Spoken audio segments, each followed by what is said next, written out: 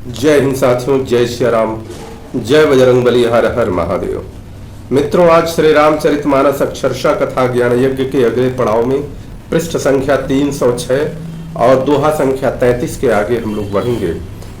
अब देखते हैं कि किस प्रकार से जब कैकेयी ने राजा दशरथ जी से कहा कि सवेरा होते ही मुनि का वेश धारण करके यदि राम वन को नहीं जाते हैं तो हे राजन, मन में समझ लीजिए कि मेरा मरना होगा और आपका अपयश होगा। इस प्रकार की जब कठोर चुनौती देते हुए उसने अपना मुंह मोड़ लिया। आज देखते हैं कि किस प्रकार से गोस्वामी जी ने भगवान भोलेनाथ की कृपा से क्या वर्णन किया है। सनातन धर्म की सुंदर और श्रेष्ठ परंपरा को आगे बढ़ाने के लिए हम सभी लोग इसे ज़्यादा से ज़्यादा लोगों तक पहुंचाने का प्रयास करें। घर में बड़े बुजुर्गों, जो भी श्रेष्ठ लोग हैं, जो विद्वत जन हैं और जो भी सनातन और इस राष्ट्र के प्रति अच्छा सोचते हैं, उनको जरूर प्रतिदिन के इस महान अभियान में शामिल होना चाहिए। इसे सब्सक्राइब करिए, आगे बढ़िए। आपका जय हो। आइए देखते हैं किस प्रकार से गोस्वामी जी लिखते हैं।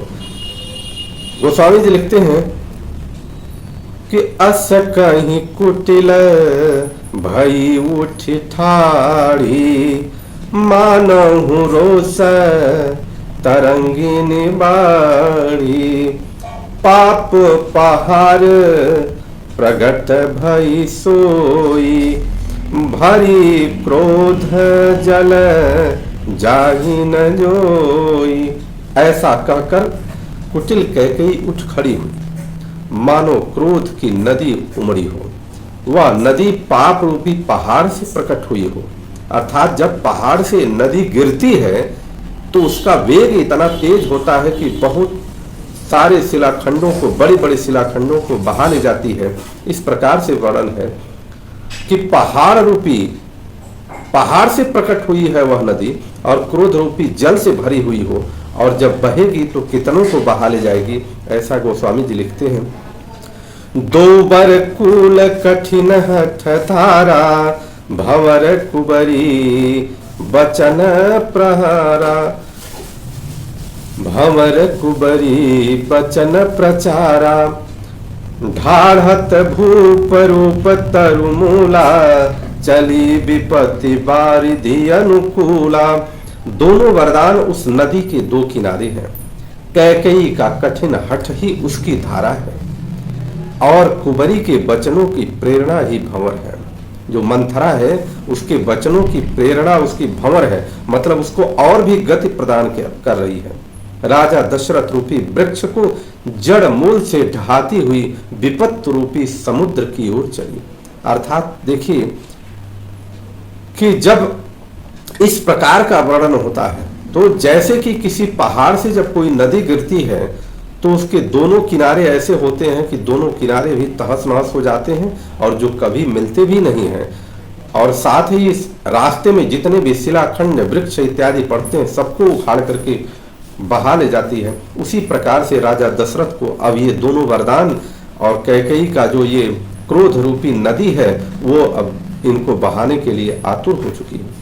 लखी नरेश बात फूरी साची, तियमि समीचू शीस पर नाची, गही पद विनय कीन्ह बैठारी, जन दिन कर कुल होसी कुठारी। राजा ने समझ लिया कि बात सचमुच सच्ची है। स्त्री के बहाने मेरी मृत्यु ही सिर पर नाच रही है। तदनंतर राजा ने कैकेयी के चरण पकड़कर उसे बिठाकर विनती की कि तू सूर्य कुल के लिए कुल्हाड़ी मत जा। देखिए, जब ये भाव कितना सुंदर है, हम अपने धर्म से च्युत हो जाते हैं तो समझिए कि वहां जब भी किसी छोटे का चरण कोई बड़ा पकड़ने लगता है, अर्थात माफी मांगने लगता है, तो समझिए उस कुल का नाश होना निश्चित है। या वह विधान ऐसा है। राजा ने कैकेयी के चरण पकड़ करके बैठाया और कहा कि अब तुम इस कुल को काटने की कुल्हाड़ी मत बन जा। मागु माथ अब ही दे तो ही, राम विरह जनि मारसी मोही, राखु राम कहूँ जेहि तेहि भांति, नाहित जारी जन्म भर छाती। तू मेरा मस्तक मांग ले। कितना दुखी राजा है। मैं तुझे अभी दे दूं, पर राम के विरह में मुझे मत मार। जिस किसी प्रकार से ही तू राम को रख ले, नहीं तो जन्म भर तेरी छाती जलेगी। दशरथ जी अब उसको सचेत कर रहे हैं कि किसी भी प्रकार से राम को रख लो, राज गद्दी भरत को दे दो, लेकिन राम को बन न जाने दो, नहीं तो जन्म भर तुम छाती जलेगी, तुम जलन से तुम पीड़ित रहोगे। देखी व्याधि असाधन रिपु, पर धरनि धुनि माथ, कहत परमयारत बचन, राम राम रघुनाथ। राजा ने देखा कि रोग असाध्य है, तब वे अत्यंत आर्तवाणी से कहा, हा राम हा राम हा रघुनाथ, कहते हुए सिर पीटकर जमीन पर गिर पड़े। व्याकुल राऊ शिथिल सब गाता, करिनि कलप तरु मनहु निपाता, कंठु सुख मुख आवन बानी, जनु पाठीनु दीन बिनु पानी। राजा व्याकुल हो गए, उनका सारा शरीर शिथिल पड़ गया, मानो हथनी ने कल्प वृक्ष को उखाड़ दिया है। कंठ सूख गया, मुख से बात नहीं निकलती, मानो पानी के बिना पहिना नामक मछली तड़प रही है।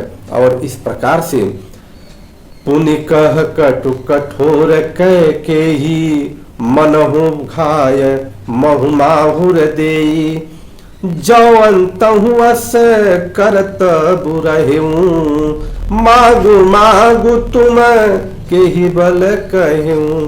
कैकेयी फिर कड़वे वचन कहती है। जब कभी भी विपत्ति सवार होती है तो इसी प्रकार का भाव आता है। फिर वो कड़वे वचन कहती है, कठोर वचन बोली कि मानो घाव में जहर भर रही हो। क्या कह रही है कि जो अंत में ऐसा ही करना था, तो आपने मांग मांग किस बल पर कहा था कि आप वर मांग, जो भी मांगना है मांग। दुई की होई एक, क्या कितनी बढ़िया बात लिखा है। दुई की होई एक समय भुआलू, हसब उठठाऊ फुलाऊ बगालू। दुई की होई एक समय भुआला, हसब ठठाई फुलाऊ बगाला। दानी कहाऊ अरु कृपनाई, होई की खेम कुशल रोताई। हे राजा, ठहाका मारकर हंसना और गाल फुलाना दोनों एक साथ नहीं रह सकता। दानी भी कहाएंगे और कृपणता भी करेंगे, ये भी दोनों एक साथ नहीं हो सकता। छाड़हूं बचनों की धीरज धरहूं, जनिया बलाजी में करुणा करहूं। तनुतीय तनय धामु धनु धरनी, सत्य संग करु तृण समबरनी। या तो वचन ही छोड़ दीजिए या धैर्य धारण कीजिए। यूं असहाय स्त्री की भांति रोइए पीटिए मत, रोने पीटने से कोई फायदा नहीं है। सत्य व्रती के लिए तो शरीर, स्त्री, पुत्र, घर, धन और पृथ्वी सब तिनके के बराबर कहे गए हैं। अब कैकेयी का मत चूंकि भ्रम हो चुका है, इस प्रकार से यह अर्थ का अनर्थ किस प्रकार से लगाती है। जैसे हमें हमारे पास विवेक भी होना चाहिए कि हम किसी भी चीज का अर्थ कहां पर लगाएं और किस रूप में लगाएं। मरम वचन सुनि राव कहूं कछु दोष न तोर, लागे तो ही पिशाच जिमी कालु कहवत मोर। कैकेयी के मर्म भेदी वचन सुनकर राजा ने कहा कि तू जो चाहे कह, तेरा कुछ भी दोष नहीं है। मेरा काल मानो पिशाच होकर लग गया है, वही तुझसे सब करवा रहा है। चाहत न भरत भूपत ही भोरे, विधि बस कुमति बसी जिय तोरे। सो सब मोर पाप परिणाम, भयं कुठार जेहि विधि बाम। भरत तो भूल कर भी राजपद नहीं चाहते, होनहार वश तेरे ही जी में कुमति आ गई है। यह सब मेरे पापों का परिणाम है, जिससे कुसमय में बेमौके पर विधाता विपरीत हो गया है। सुबस बसी फिरी अवध सुहाई, सब गुण धाम राम प्रभुताई।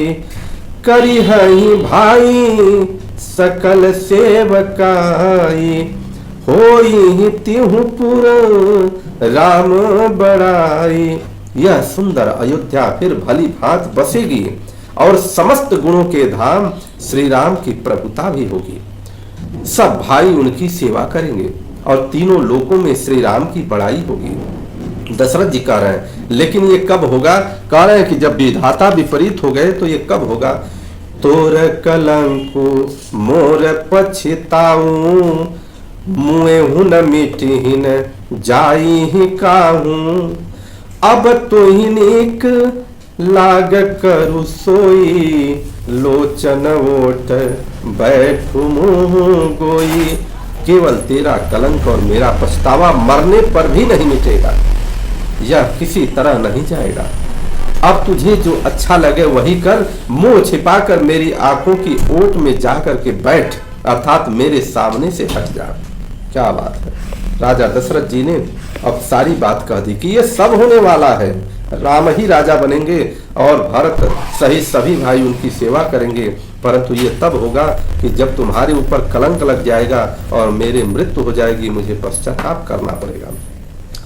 जब लगी जियो कहूँ कर जोरी, तब लगी जनी कछु कहसी बहोरी। फिर पछितई हसी अंत अभागी, मारसी गाई नहरू लागी। मैं हाथ जोड़कर कहता हूँ कि जब तक मैं जीता रहूं तब तक फिर कुछ न कहना, अर्थात उन्होंने स्पष्ट कर दिया कि जब तक मैं जिंदा रहूं तब तक अब तुम मुझसे कुछ मत कहना। अरे अभागिनी, फिर तो अंत में पछताएगी। जो तुम नहारू अर्थात तात के लिए गाय को मार रही है। इस प्रकार है, परिउराव कहीं कोटि विधि, काहे करसी निदान। कपट सयानी न कहती कछु, जागति मनहु मसानु। राजा करोड़ों प्रकार से समझाकर कि तू क्यों सर्वनाश कर रही है, पृथ्वी पर गिर पड़े, पर कपट करने में चतुर कैकेयी कुछ बोलती नहीं है, मानो वह मौन न कर मसान जगा रही हो। राम राम रट बिकल भुआलू, जनु बिनु पंख बिहग बेहालू। हृदय मनाव भीरु जनी होई, हृदय मनाव भोरु जनी होई। राम ही जाई कहे जनी कोई। अब राजा राम राम रट रहे हैं और ऐसे व्याकुल हैं जैसे कोई पक्षी पंख के बिना बेहाल हो गया हो। वे अपने हृदय में मनाते हैं कि भोर न होने पाए और कोई ऐसा न हो कि राम से जा करके यह सारी बात बता दे, यह भी न हो पाए। उदऊ करहु जनी रवि रघुकुल गुर, अवधि बिलो की सूल होई उड़। धूप भूप प्रीति कैकेयी कठिनाई, उभय अवधि विधि रची बनाई। हे रघुकुल के गुरु सूर्य भगवान, आप अपना उदय न करें। अयोध्या में देखकर आपके हृदय में बड़ी पीड़ा होगी। राजा की प्रीति और कैकेयी की निष्ठुरता दोनों को ब्रह्मा ने सीमा तक रचकर बनाया, अर्थात राजा प्रेम की सीमा है और कैकेयी को निष्ठुरता की सीमा बना दिया। ब्रह्मा ने ये सबको दिखा दिया कि किस प्रकार से निष्ठुर होता है कोई व्यक्ति। बिलपति नृपहि भयउ भिनु सारा, बिना बेनु शंख धुनि द्वारा। पढ़ई भाट गुण गावहि गायक, सुनत नृपहि जनु लागहि सायक। विलाप करते करते ही राजा को सवेरा हो गया। राजद्वार पर वीणा, बांसुरी और शंख की ध्वनि होने लगी। भाट लोग वीरदावली पढ़ रहे हैं और गवैये गुणों का गान कर रहे हैं। सुनने पर राजा को ये बाण जैसे लग रहे हैं। मंगल सकल सुहाइन कैसे, सहगामिनी विभूषण जैसे, तेहि निस नींद परी नहीं काहूं, राम दरस लालसा उछाहूं। राजा को वे सब मंगल साज कैसे नहीं सुहा रहे हैं, जैसे पति के साथ सती होने वाली स्त्री को आभूषण। जिस प्रकार से कोई स्त्री पति के साथ सती होने वाली हो और वो आभूषण है, उस तरह से वो शोभा नहीं दे रहा है। श्री रामचंद्र जी के दर्शन की लालसा और उत्साह के कारण उस रात्रि में किसी को भी नींद नहीं आई। द्वार भीर सेवक सचिवा, कहूं उदित रवि देखी, जाग्यू अजहु न अवधपति, कारणु कवनु विशेष। राजद्वार पर मंत्रियों और सेवकों की भीड़ लग गई। वे सब सूर्य को उदय हुआ देखकर कहते हैं कि ऐसा कौन सा विशेष कारण है कि अवधपति दशरथ जी अभी तक नहीं जगे हैं। पछिले पहर भूप नित जागा, आजु हम ही बड़े अचरज लागा, जाहूं सुमंत्र जगावहूं जाई, कीजिए काजू रजाय सुपाई। राजा नित्य ही रात के पिछले पहर जाग करते हैं, किंतु आज हमें बड़ा आश्चर्य हो रहा है कि हे सुमंत्र, जाओ, जाकर राजा को जगाओ, उनकी आज्ञा पाकर हम सब काम करें। गए सुमंतु तब राउर माही, देखी भयावन जात डराई, धाई खाई जनु जाई नहेरा, मानहु विपत्ति विषाद बसेरा। तब सुमंत्र राजमहल में गए, पर महल की भयानक देखकर वे जाते हुए डर रहे हैं। ऐसा लग रहा है उनको मानो दौड़कर कोई काट खाएगा। उसकी ओर देखा भी नहीं जाता, मानो विपत्ति और विषाद ने वहां डेरा डाल रखा हो। पूछे कौन उतरू दे, गए जे ही भवन भूप कह के ही, कहीं जय जीव बैठ सिरुनाई, देखी भूप गति गयऊं सुखाई। पूछने पर कोई जवाब नहीं देता। वे सब महल में गए, उस महल में गए जहां राजा और कैकेयी थे। जय जीव कहकर सिर नवाकर उन्होंने वहां पर बैठे और राजा की दशा देखकर तो वे सुख से गए। सोच विकल विवरण मही परऊं, मानहु कमल मूल परिहरऊं, सचिव सभी तय सकई नहीं पूछी, बोली अशुभ भरी शुभ छूछी। राजा सोच से व्याकुल है, चेहरे का रंग उड़ गया है, जमीन पर ऐसे पड़े हैं मानो कमल जल छोड़कर पड़ा हो। मंत्री मारे डर के कुछ पूछ नहीं सकते। तब अशुभ से भरी हुई शुभ विहीन कैकेयी बोली, परीन राजहिनी दनिसी, हे तू जान जगदीश, राम राम रटि भोर किया, कहीं न मरम महीश। राजा को रात भर नींद नहीं आई है, इसका कारण जगदीश्वर ही जाने।